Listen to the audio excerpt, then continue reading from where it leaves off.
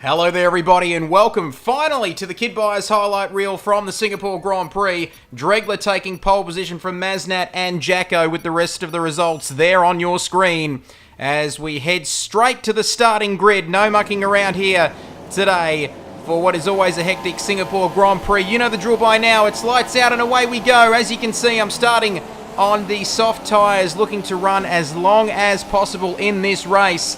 And everybody else starting on the ultra soft tyres, I believe, except for Danielson, I beg your pardon, in the Toro Rosso. Speaking of Toro Rossos, I get jumped by both Toro Rossos on the start. But apart from that, it was a pretty uneventful start, as we'll just stick with this lap one now at the moment. So starting on the soft tyres, looking to run as long as possible into this Grand Prix. Always plenty of incidents, time penalties, and damage around this track. So the aim was, without any practice coming into this race, just to run as long as I could, no time penalties, no damage, and just see how far I could go. Jeff very happy with our start there as we fast forward ahead into lap 2, coming through to complete lap 2 into lap 3. Honest Crook going off slightly off the track there. DRS is enabled. I take a look at Honest Crook, and no, I'm not going to get through their yellow flag, and somebody's off to the left there. It looked like Bozza and possibly another Mercedes.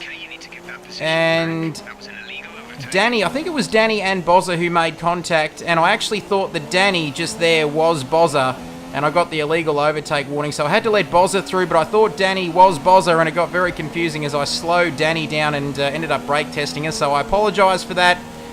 Fuck you, Codemasters, as we like to say. As we fast forward ahead to lap 5 then, Honest Crook, there's a yellow flag out. Yep, and it's Honest Crook off onto the left there. So he has gone off the track, so up into P8 and off in pursuit of the other Toro Rosso, his teammate in 7th position, running the super soft tyres, and through to lap 14.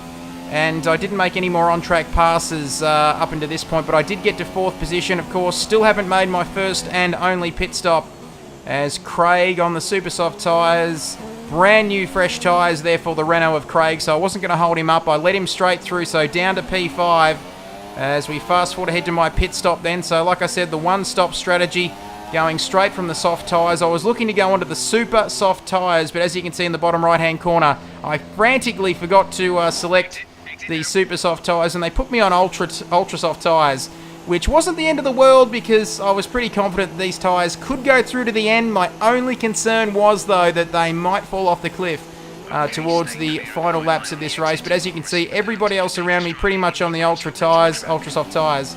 As Jeff says, we'll have to pit again, but that will not be happening, folks, because I need to try and get these tyres through to the end. So I'm in P9, dead last at this point in time, but 15 laps to try and catch up to everybody else who had time penalties and so on. But you can see here Danny on the soft tyres after her earlier incident with Bozza, and look at the pace advantage. I think I was gaining about 2 or 3 seconds a lap on Danny, and as we come through to complete lap 17, a very easy pass there up to P7, DRS enabled too, but not really needed.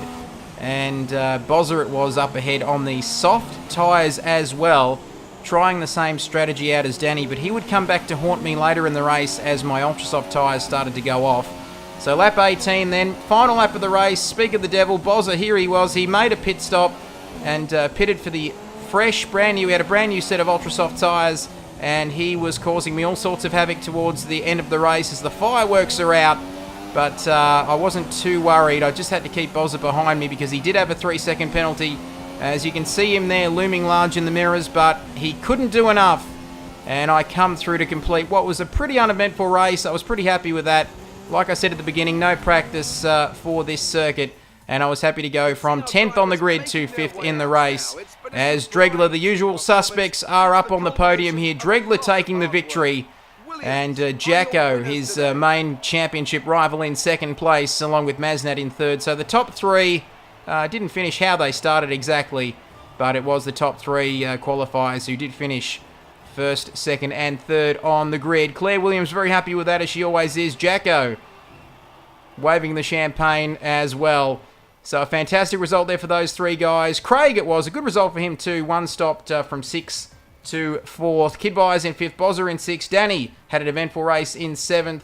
HSV not finishing as well. Thanks for watching, guys. We'll see you back for more PRL highlights next week. Bye for now.